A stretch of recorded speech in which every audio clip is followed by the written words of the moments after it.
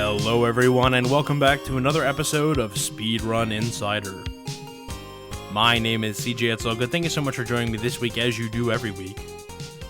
Remember to comment, like, share, subscribe, rate us, review us, give us 5 stars. If you only give us 4 stars, I'm inclined to believe you are a hater. Tell your friends, tell your neighbors' kids. They need help sometimes. They have little fingers. They have a hard time pushing the buttons.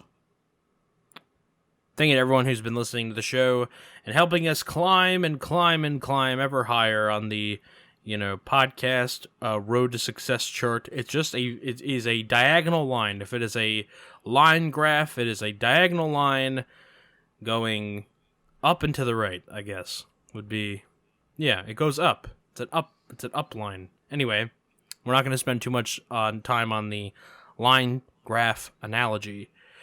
But thank you to everyone who's been listening to the show. We really appreciate it. And remember, if you want to join the Discord, you can. The link is in the description of the YouTube version.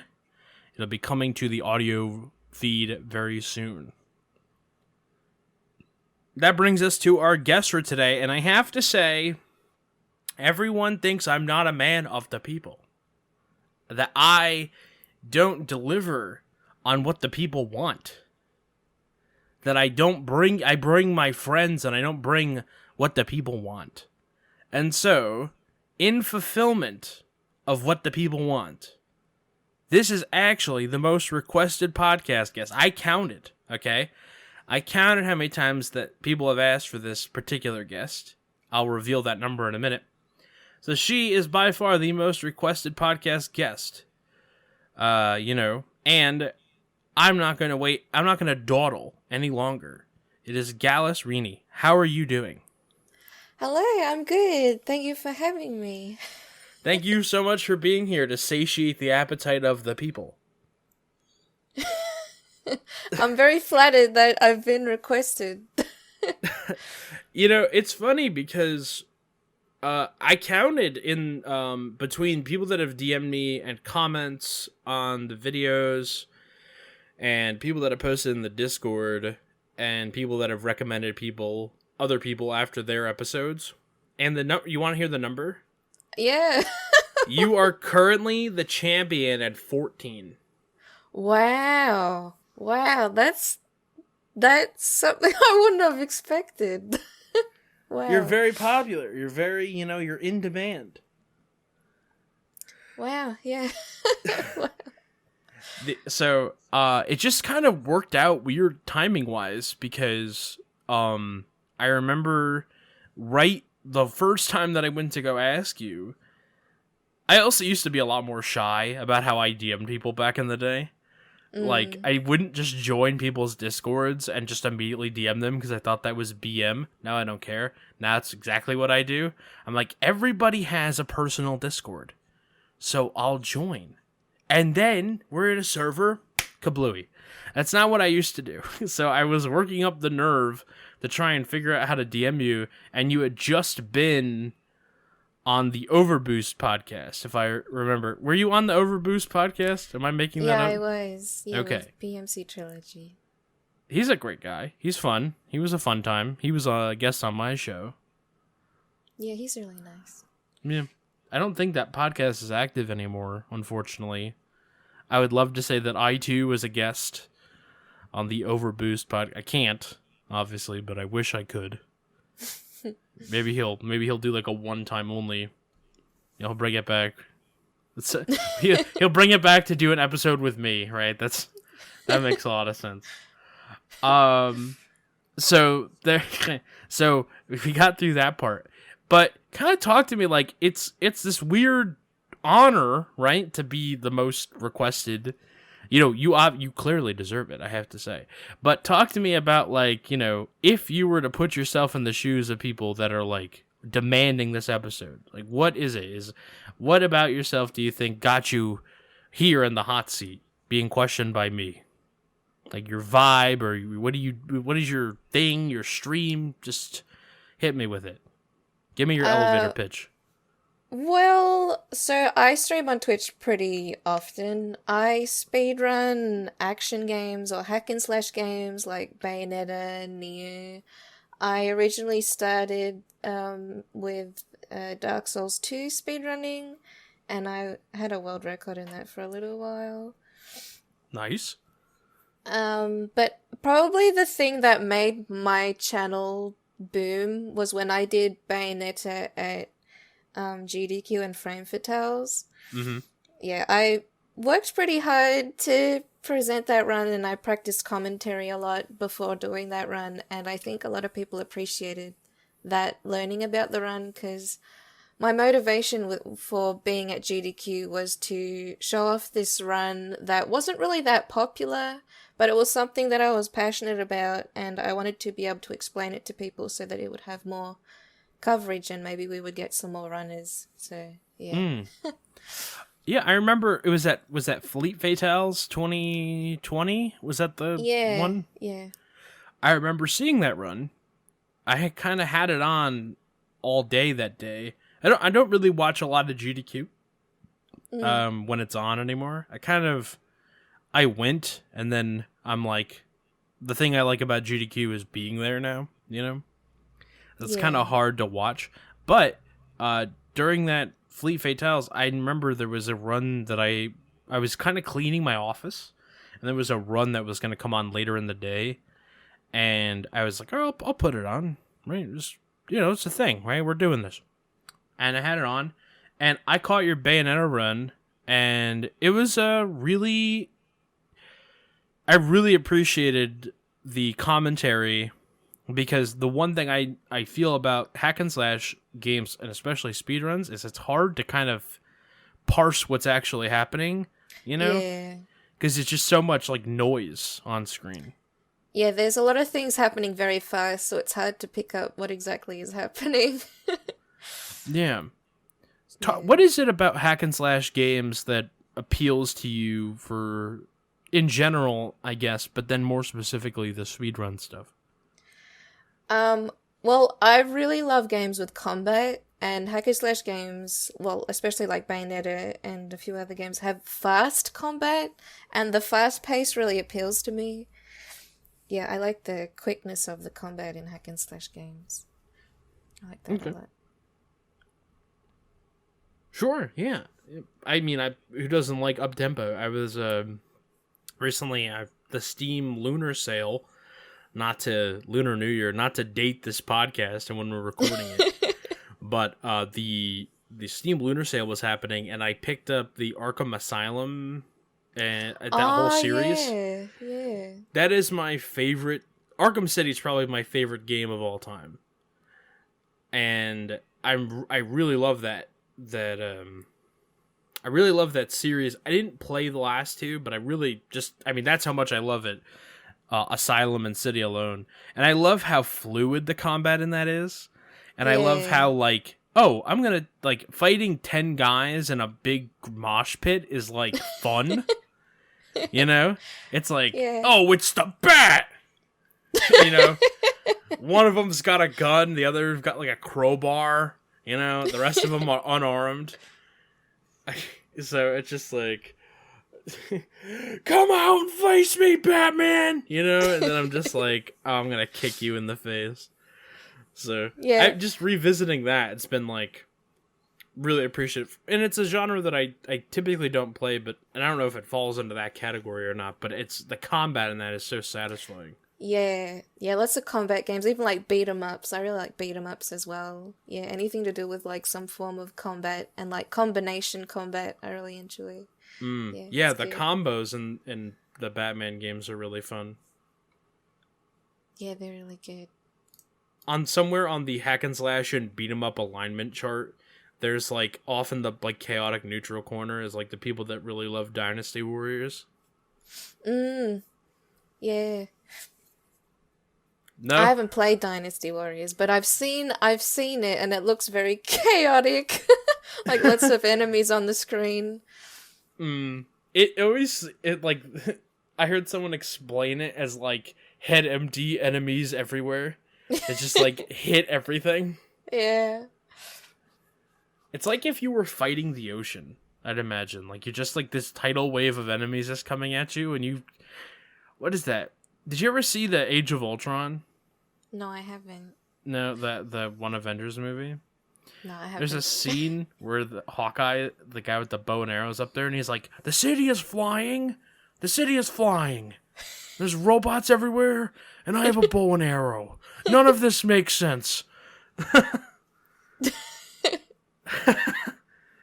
always love that moment, just as a punctuation mark for any time that there's like, just like, okay, none of this makes sense. We're going with it, right? This is what we're here for. So you said that you started with Dark Souls 2, and you had the world record in that. Talk to me a little bit about that. Why Dark Souls 2? Well, Dark Souls 2 was my first speed game, and the reason why I started there was mainly because at the time I was doing challenge runs in Dark Souls 2, like Deathless, and just doing a variety of different playthroughs in that game.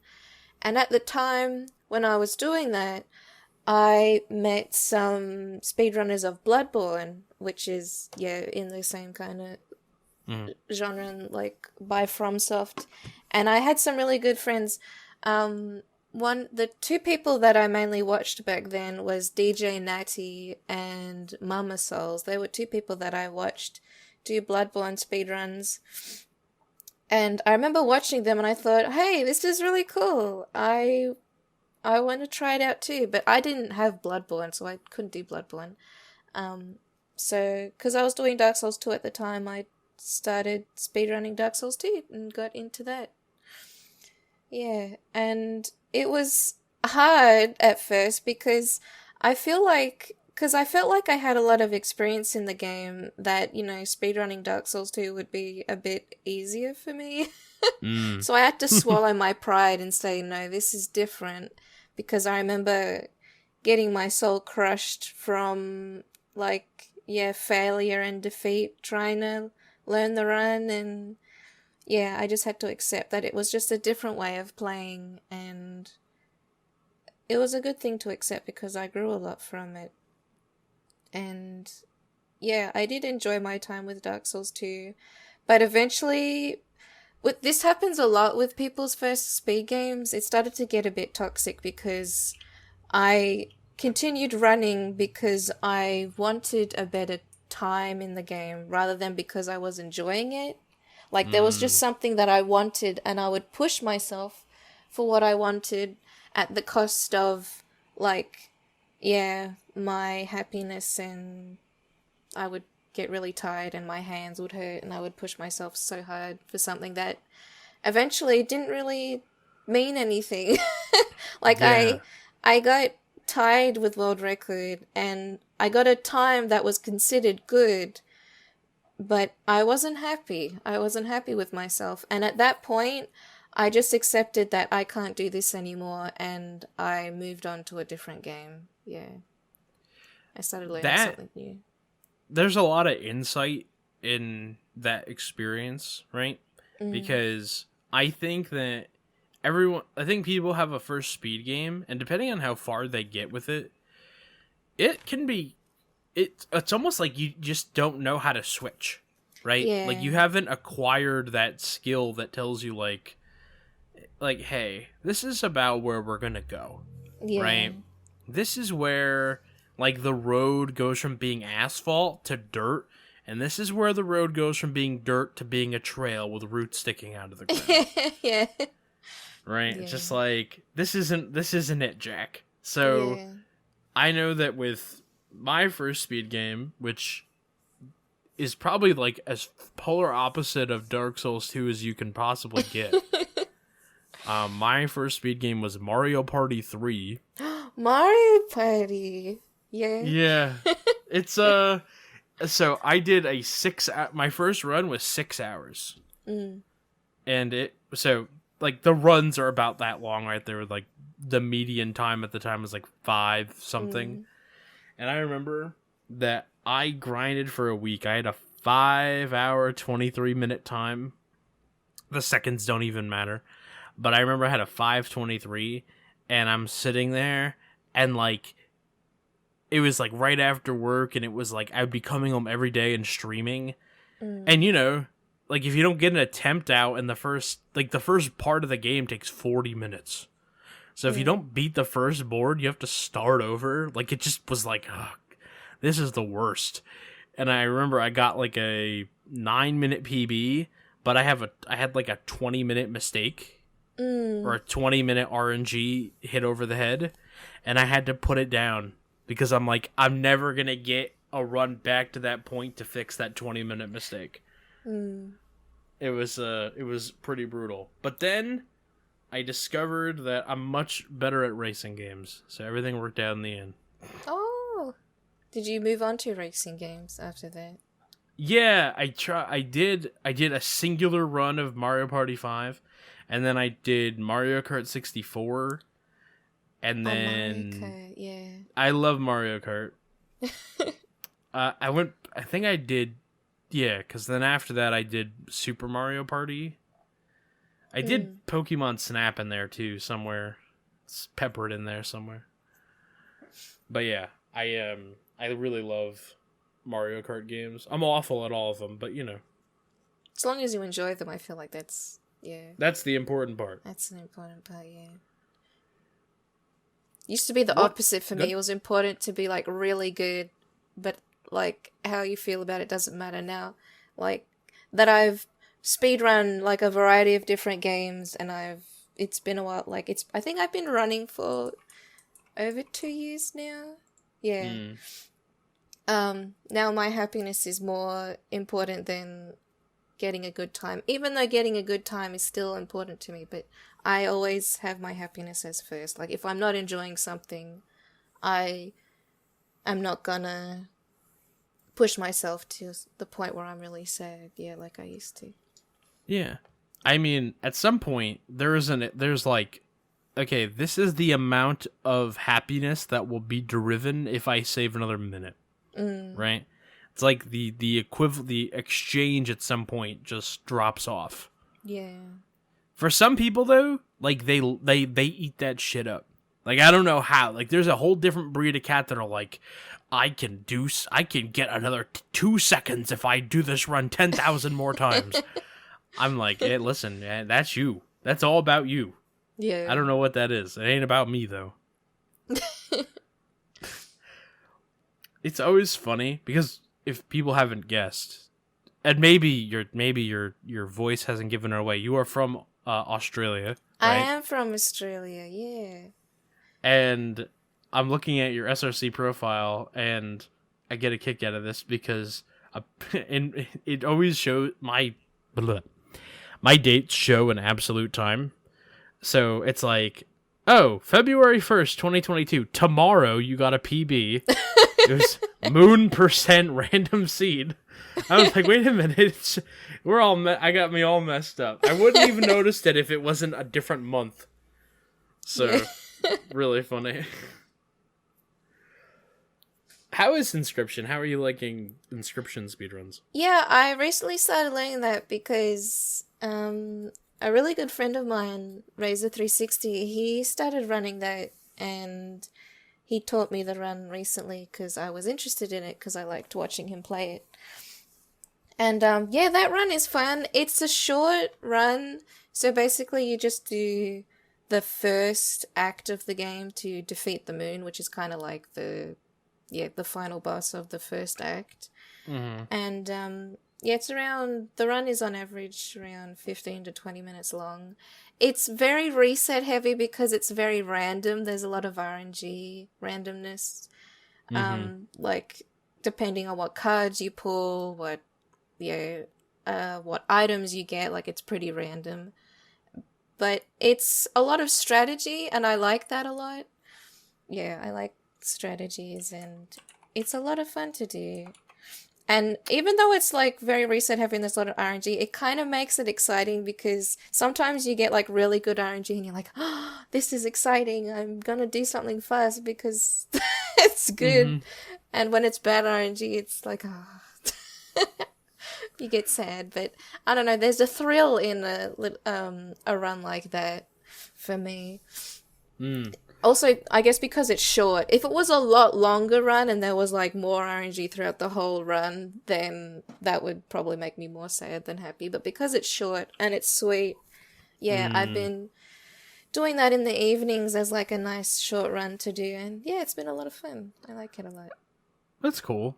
I was about to say, if you like RNG, you look no further than Mario Party. Then you were like, short run. I'm like, oh, short run. Short run. Okay. Yeah, short. 5 hours of RNG. I don't know if I could do that. The new one that came out, I think, is, well, probably faster than my time. I think I have a 2:30 in the new one, so it's not bad. I mean, it's, it's playing a lot of Mario Party. Yeah, that's cool though. How does a deck building game tie into like the rest of your, I'll call it a portfolio, or is it just you liked it and that was all?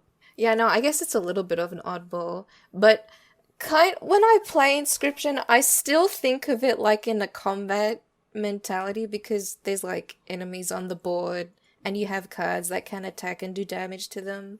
So I guess I still have that combat kind of brain going on. But yeah, Inscription is... because I don't have a background in card games at all. Right. But that game just looked cool and I liked it, so I decided to pick it up. Yeah. And I didn't hold myself back because I guess my theme or my style is hack and slash. I still, I wanted to do it, so I thought, you know what, I'm just going to do it. Hey, listen, everybody's got, everyone's got like an octopus garden in their discography, Yeah, it's good to do what you want to do. Yeah. Yeah. The freedom of, the dream, right? Just do whatever you want to do. Yeah. All right.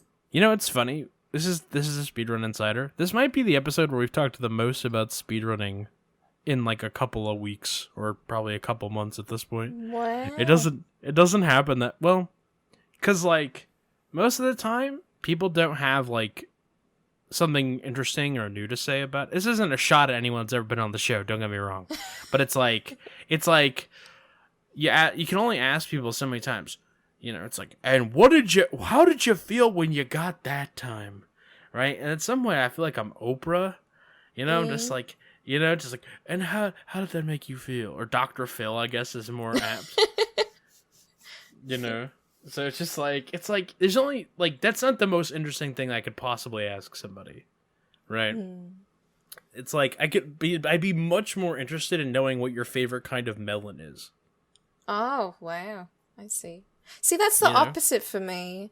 Like, when I like to know what goes on inside someone's head of how they're feeling or thinking about, like, their actions and things like that. Because you can learn a lot about someone that way, I think. Yeah. I do agree with you. In the context of the show, because, like, on an individual level, like, on an individual basis, the way that you described it is more interesting.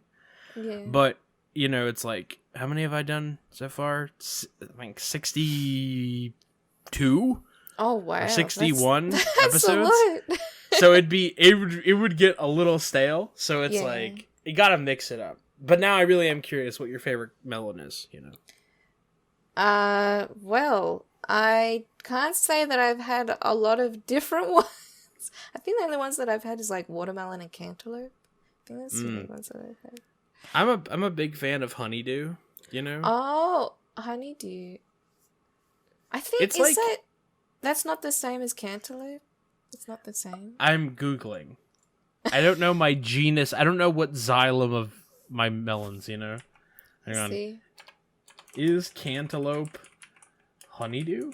What's the difference? Oh, all right, here we go. We have an article from healthline.com written by Savannah, S-A-V, Schumacher, okay. Savannah. Honeydew melon and cantaloupe melon are two members of the same species. Oh boy. Cucumis mellow? Yet, though they're closely related, they're two distinct fruits. Oh, they're different. Honeydew melon has a smooth, light-colored rind and green flesh, while cantaloupe has a darker, netted rind and orange flesh. There we go. We solved the mystery. I don't know if it says something about me that I couldn't pick cantaloupe out of a lineup, but,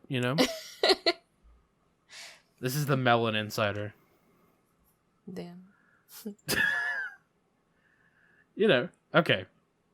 Well, now that we've had that brief moment of terror where we talked about melons, so the next event in GDQ's Fatale series, I said Frame Fatales, and someone was like, it's just the Fatale event, right? So it's like the all-women speedrunning event coming up that ends in Fatales. I believe the next one is Frost Fatales. Yeah, that's correct.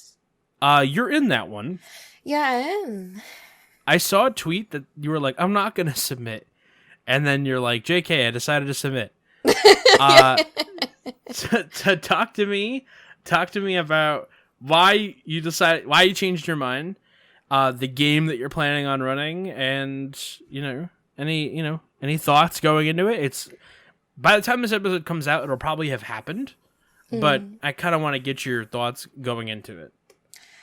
Well, at the beginning, like when I hear of an event happening, like a speedrun event, usually the first thing that happens is I feel like I can't be a part of it because I feel like I won't be in a good mindset for when it happens, or I won't be able to put the energy into it.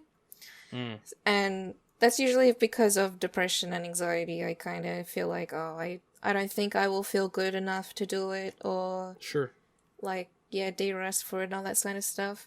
But then the reason why I submitted is because another part of me thinks eventually, you know what? This is a good opportunity for me because it gives me something to work towards and to set my sights on, and it's going to make me get involved with other people, and it will be just a really good thing for me in general to just be a part of and do. Right? Mm-hmm. So I submit to it and I tell myself, you know what? I might not even get in, and that's okay. But so long as I put myself out there for the opportunity, that's really good for me to do. So I did that. Yeah. So I think like that when I submit to marathons. Yeah, absolutely. And the game is Ninja Gaiden Sigma? Is that the game? I'm going to be running Ninja Gaiden Black. Yeah. So that's the version that's on Xbox. Got it. Is this another Cantaloupe and Honeydew situation, or are they two different games? Ninja Gaiden Black, was on Xbox. Ninja Gaiden Sigma was released on PlayStation 3, and it's also now on PC as well, the Sigma version. Sigma has quite a few differences compared to Black. I've run both of them, and run-wise, I prefer Ninja Gaiden Black over Ninja Gaiden Sigma. Okay. Yeah, so I will be doing that one. What's the main hook for that speedrun? Like, pretend that you're doing, like, some of your commentary, right? Like, sell me on, tuning in to Ninja Gaiden Black. Like, what can I expect? Well, so Ninja Gaiden Black is an action adventure. It's like a 3D platformer, but also has some hack and slash kind of properties about it. It has really good combat, has really good bosses, has a lot of variety of different enemies, and if you like ninja games, it's good. A lot of people, when they hear Ninja Gaiden, they think of the old 2D Ninja Gaiden game. Ninja Gaiden Black is 3D. So, it's a bit different. That's good. Yeah, it's a good run. It's really cool. When I think of Ninja Gaiden, I think the difficulty. It was like Dark Souls before we had Dark Souls. Yeah, it is hard. Yeah. It's very punishing. Punishes you a lot for mistakes. And you take a lot of damage from enemies when they touch you. If a boss, one very punishing thing about Ninja Gaiden Black is when you get grabbed by an enemy, a lot of the time you can't get out of the grab and you just take so much damage. And there's some bosses in particular that are really random. One in particular can decide if it takes damage from you or not. Like, it can just decide not to take damage. It's just very mean. But, the run is exciting, and I like it a lot. So for February, I'm going to be derusting that and preparing commentary for, Flame Fatales. Frost Fatales. Yeah. Hey, listen, it's, there's a lot of, they've had a bunch of different names. I don't want to, like, I have a hard time keeping track of them all because they all have different names. Mm. You know, not that, not that they're gonna stop naming them different because I have a hard time remembering, but yeah, I think they just renamed them according to the seasons. Like Flame Fatales is for summer, and then Frost Fatales is like for winter. Which is funny because when Frost Fatales happens for me, it's gonna be like hot weather because it's summertime right now for me. Yeah, it's that northern hemisphere bias, right? Yeah. So like, I've always wanted to ask this question. I'm going to overcome my own anxiety and ask you this question that I've always wanted to ask. This is a /r/too-afraid-to-ask question. Okay. Okay. I'm bearing my soul here to you, okay? So don't don't shut me down. Does the Australian version of Santa Claus wear like shorts and like he's like a vest? Or is he still rocking like all the velvet, like the robe and the coat and the pants? It depends. If like he's in a shopping center or a mall, I guess they call it in America. Hey, listen, I forgot you with shopping center. Shopping center, okay. Okay, I'm with you. If Santa's like in a shopping center, like sitting down and like the kids are coming up to like tell him what they want, he'll be in like the full coat and everything because it's air conditioned in there. But if you buy like a Christmas card or something like that, then like sometimes they have Santa like in the shorts and the shirtless with the gut out, sort of stuff like that. Yeah. Do you guys have the people dressed like Santa outside of the store, like ringing the bell, asking for change? No, not really, no. Well, they might in some places, but often that's like, or at least the ones that I've seen, it's like a statue of Santa, not actually a person in a costume. Mm-hmm. Yeah. Maybe they don't want to put someone out in the hot sun while it happens. It is freezing here. I am in upstate New York. It is fucking cold. Yeah. And I envy everyone that lives in the South, like just in the southern US, like it's like not cold. You know? It's like Cece lives my Speed Doc's co-partner extraordinaire.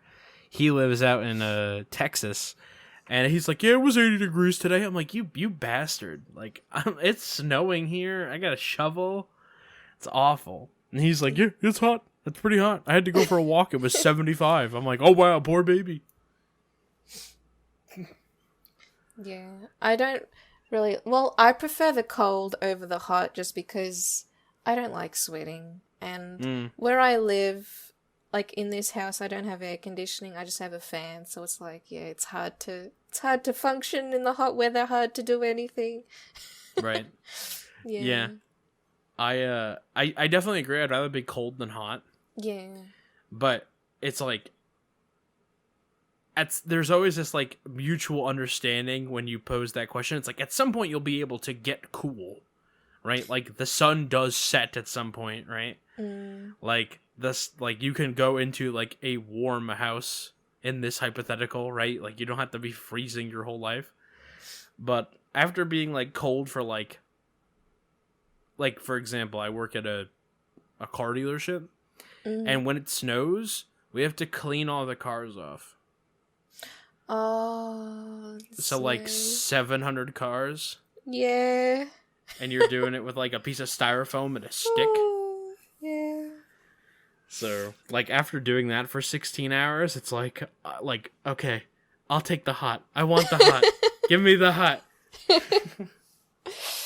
Yeah. You know, we had some other things we kind of wanted to outline and talk about. And I think one of them I wanted to bring up because you mentioned, you know, depression and anxiety, which is, you know, something that I've I have personally, and I know a lot of people listening have had to experience and figure out a way to navigate, either streaming or making content or, doing a podcast or speedrunning. Yeah. If you could go back in time to the minute right before your very first stream, and you can give yourself any piece of advice, knowing what you know right now, to go back in time to talk to the person you were then, what do you think you would give? What piece of advice do you think you would give them? Yeah, this is even going back before I even did speedrunning when I first started streaming. I think, because I've grown a lot as a person through streaming, so when I go back to when I first started streaming, even when I look at like old VODs that I had kept from like my first streams, I realize how insecure I felt and like how socially awkward I was back then, or like, anxious. So I think probably, well, it's hard because, I've grown such a lot since then. I would probably tell myself just to, well, it's kind of, can't just tell someone to be confident. Can't really just say that. But I probably would try and tell myself to not be scared of people or new opportunities. Or I remember one thing I did, because I used to use cam when I first started streaming, and then I took it away because I was scared of what people thought of how I appeared, like my appearance. I probably would have told myself not to worry about that and try and have more self-esteem. But through the journey of streaming, I gained that. So I just grew a lot as a person, and I'm okay with who I am now. So that's good. That is good. Yeah. I think streaming helps a lot of people. You know? It does. It's just because I think it's very, at least for me, it's a little intimate because you're really alone, right? Yeah. It is like the social activity you do by yourself. Yeah.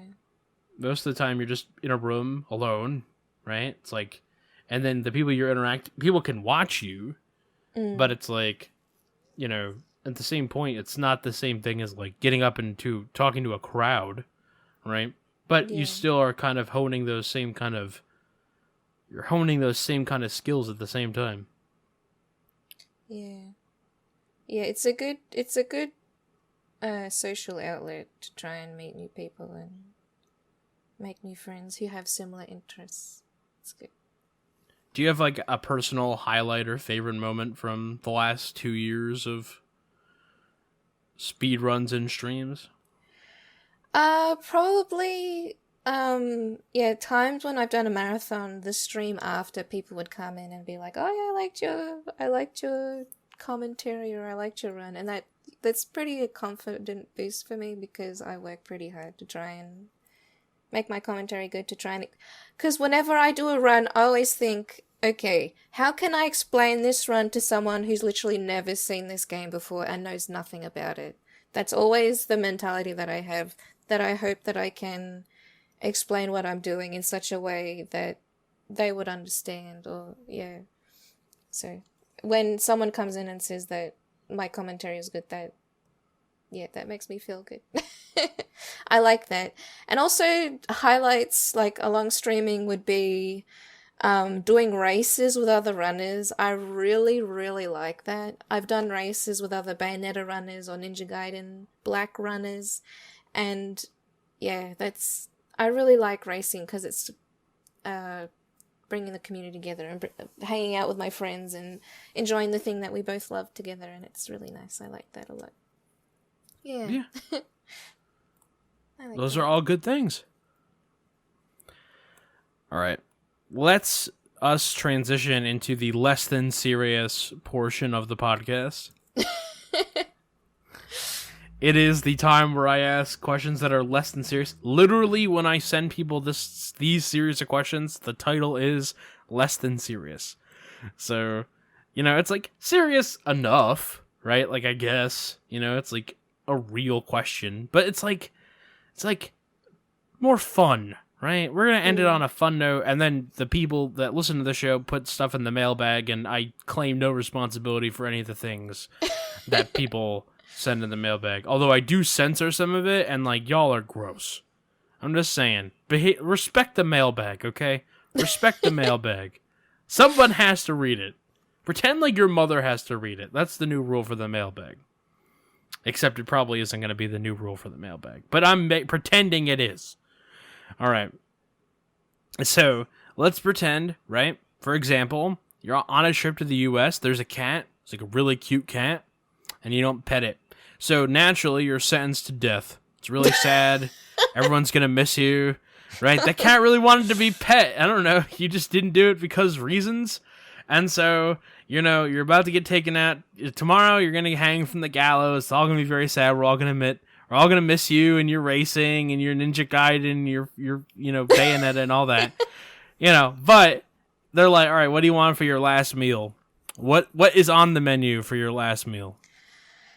Oh, see, this could go either way for me. I could want something that will really comfort me before death. Or I could go for something that would give me, like, some psychedelic, like,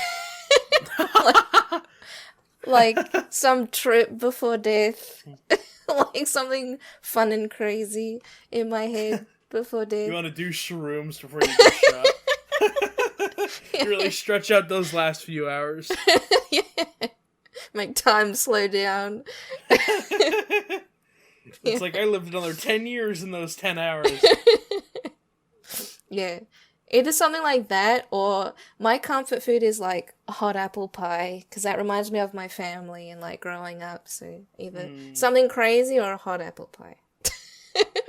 So you're like, all right, what do you want to eat? You're like, give me a whole apple pie. It's like, all right, here you go. You want a fork? No, I'm good. Eat it right out the pie tin. I think I've thought about this question a lot, because this question also has the unfortunate side effect of making me hungry. Mm-hmm. I think it'd be ribs. Like, I think I'd go, like, some nice, like, pork ribs. So, like, some barbecue, you know? Wow. It's easy for me to say pizza, but no, I don't think I'd go pizza. I live in the pizza capital of the universe, you know. This is New York we're talking about. Oh, yeah.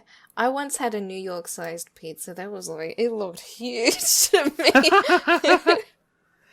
me. Every time that I have been to, like, GDQ and we hang out with people from the UK, if they come for the first time, or overseas in general, but it's generally people from, like, the EU, if they come, the first thing that everyone's is like, this is a large, and it's like, it looks like you put a baby in there. It's just like, it's just like enormous, right? Like, I remember someone was like, oh, I'm going to do this for I'm not going to say who it was, but someone we were with was like, I'm going to do this for the joke. And they ordered, I think it was 100-piece nugget. It's not a normal thing that you can order, right? It's like it was like a special, hey, we need like 10 minutes if you're going to order this. This is going to take a while, right? Mm-hmm. And then they got a large soda, and they literally brought the nuggets to the table in a bag, like not a container, in like a bag. And they were holding the cup with both hands, like they were like driving in the snow, and like they're like, oh, Jesus, take the cup. It was really funny to see, because it's like, I don't know, like I would never order 100, right? Yeah. I'll fool around and order 20, right?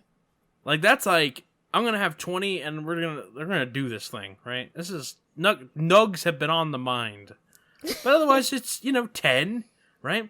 It's like, oh, this is a bucket of fries. I'm like, it's a fry, man. Come on, you're gonna potatoes literally come out of the ground.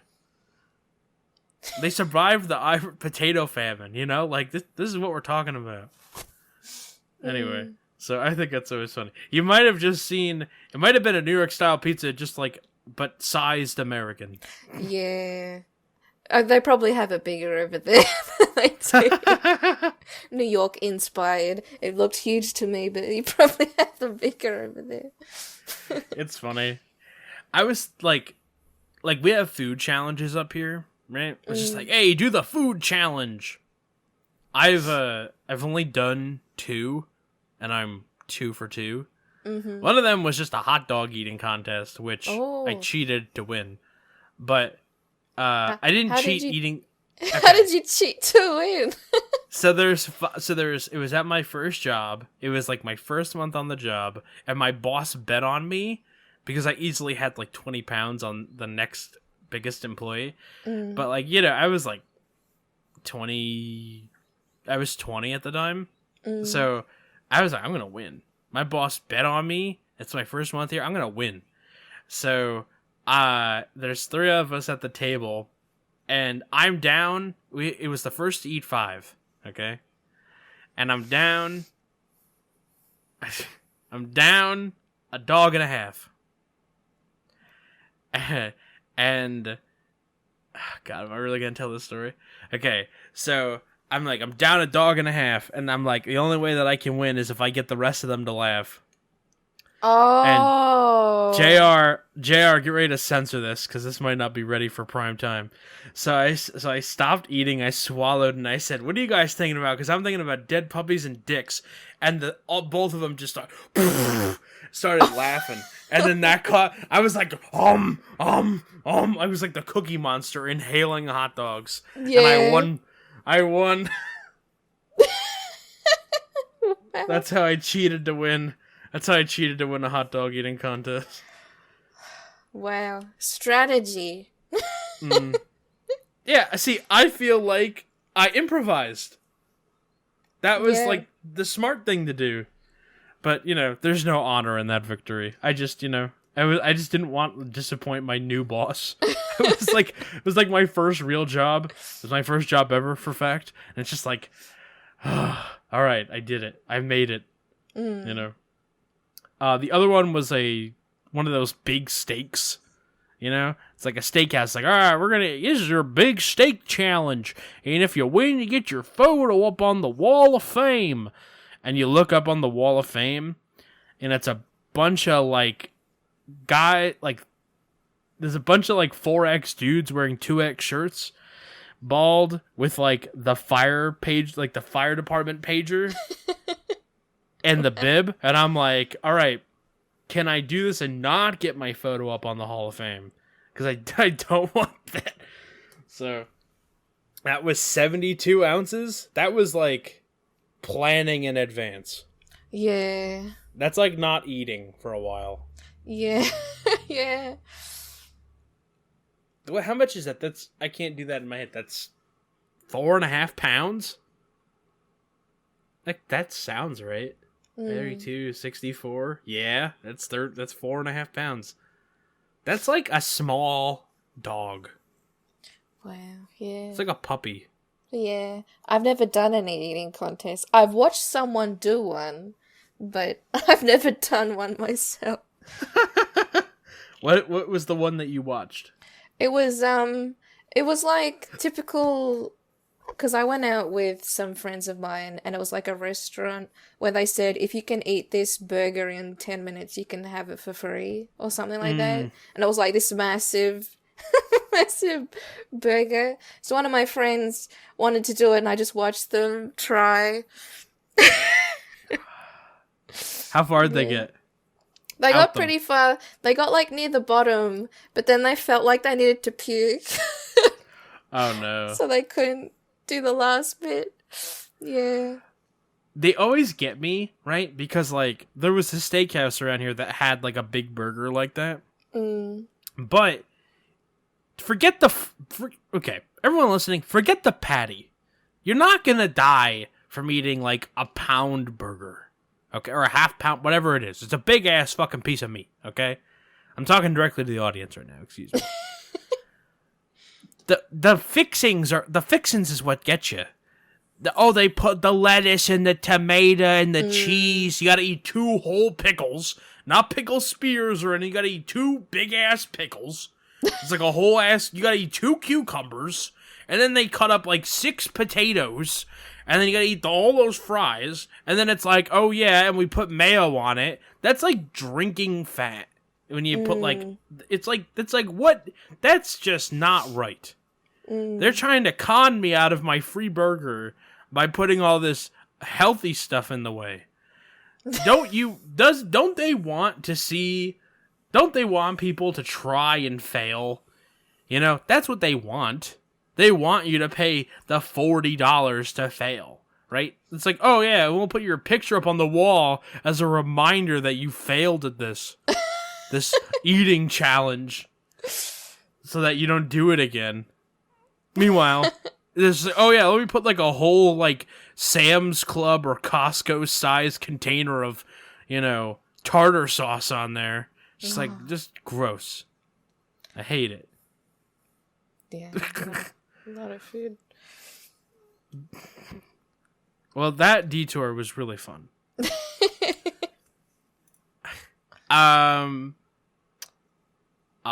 Okay. One more before we get to the mailbag. Let's say you're magically teleported into the universe of one video game or anime. If you have a strong case for both, I would like to hear both. Which one are you gonna pick? Oh, that's hard. Because a lot of the games that I play, like, the universes that they're in are pretty, like, not great. Like, destroyed or, like, everyone's, like, fighting. Yeah. Yeah, so I'm trying to think of, like, a peaceful game, and the first thing that comes up in my head is Pokemon, but then again, there are still, like, Pokemon, like, villains, and, like, there are some dark things about Pokemon, too, even though everything looks cute and everything. Yeah, there's one Pokemon that's, like, its description is it takes children away at night and teleports them. I'm like, oh, what the fuck is that? This is a kid's game. And it looks like kind of like Pete's Magic Dragon. It's like, oh, this is not that kind of Pokemon. Yeah, such a hard one. I think about anime, and I think of like, first thing that comes to mind is like slice of life anime where the food looks really good, and yeah, I'm not sure. I'm not sure. I think see, my gut reaction is like One Piece, but then it's like, oh, this like god could come to my village and enslave me for no reason, so I don't want to do that. Yeah. I'm gonna go with My Hero Academia, not because I think I'll have a great power, but because I think I'll have like a minute interesting power that'll just make life a little more interesting. Yeah, that could be fun. Yeah, that's a good choice. Yeah, it's a good choice. Do you read My Hero or watch it? I watched, I think, season 1 I watched. Yeah, I watched some of it. I think there was another season that came out, but I didn't get around to watching it. I think they're up to 4 or 5 now. I think 5's coming out soon. Yeah. There's a spin-off series, which I think, as far as I know, doesn't have a anime. It's just a manga. It's called Vigilantes. And there's this dude who basically has this ability to glide. Like, this is like an example of like a really useless power. He has this ability where he can glide on the ground, but he has to have like 3 points of contact with the ground. So basically he has to like get into a crawling position so that he can glide, and he can only glide as fast as he can walk. Oh, wow. So it's like being on a really slow motor scooter. Yeah. So, like having a like an innocuous power like that, like maybe one that just like repairs my shoes or something. Yeah. All right. Cool. Now we go to the grand finish from the mailbag. These are questions submitted by listeners of the show. If you want to get your questions into the mailbag, all you have to do is join the Discord. When I ask your questions in the mailbag, you can submit your own, or you can submit them in the comments of the video, and we will check those. So, really quick, let's start. Are you ready? Yep. Okay. Name your top 4 favorite fruits. Okay. They would be, let me think. I like pears. I like dark or red grapes. They're really good. Okay. I've been having them a lot during summertime. Like, having them frozen is, like, really nice. It's really refreshing. What else? I like strawberries. Strawberries are really nice. And, well, berries in general is like blueberries as well. I like blueberries a lot too. Yeah. That's a pretty solid list. Yeah. Okay. I don't like banana because of the texture, but banana bread or things made with banana I like a lot. They're nice. Very, There like, we go. homey, comfort. Yeah. Oh, and yeah, I like apples too. Sorry, this is going over 4, but anyway. No, you're fine. You're fine. Hey, listen, I know apple pie is like your if you were gonna die tomorrow, you'd want an apple pie. Yeah, apple pie. All right.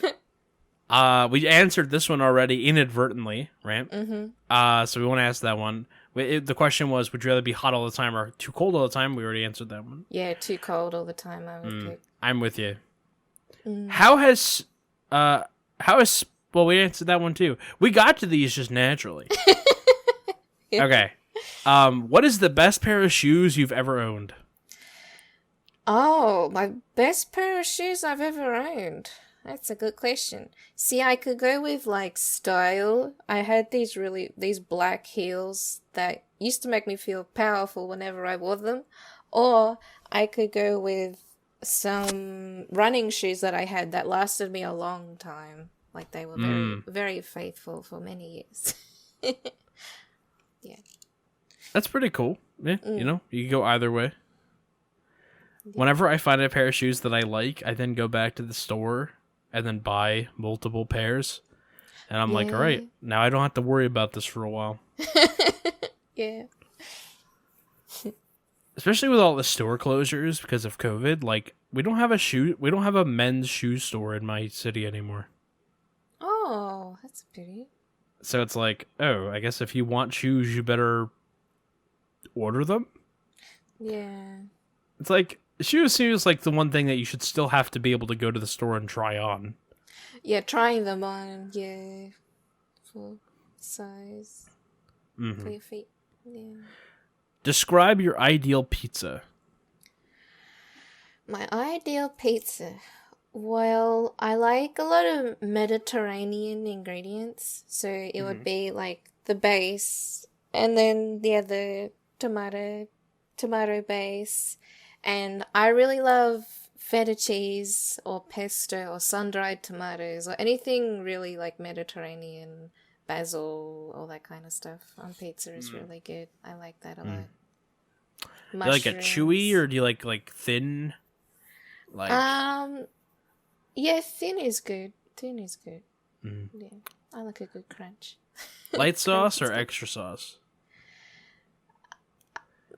What do you mean by light or extra? Like sometimes they can just like barely put any on. Like it's just like you're just eating cheese and bread, just like a little bit. Or extras like they put sauce on top of the cheese. Oh, I like extra. Yeah, I really like sauce. I like sauces a lot. I'm a big fan of the extra sauce, personally. You know? And, like, hey, listen, if you're that vulnerable to, like, you know, heartburn, just, you know, get, like, the antacid ahead of time. It's worth it. The Tums or whatever. Pepto. All right. If you put pants on a horse, do they go on the back half or the lower half?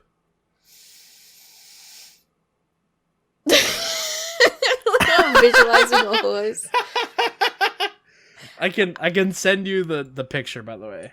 I guess the back half, just because it covers the rear end. But then it's kind of like assuming that the front legs are like arms, which is kind of weird. But yeah, I think I would think of it like that. I don't remember what my take on the horse pants dilemma was. Right? Basically, does he wear it on 4 legs or 2? And I felt like at the time, a horse can't take his pants off, right? So and he can't unzip his butt fly. So he'd have to have it be on the bottom. Because otherwise, how would he go? Then you have all these, like... There's people that have, like, suits for their horses. You know? And they look very dapper, I gotta say. You know? Like... I think that's the only conclusion you'll come to when you see this horse that was featured in GQ.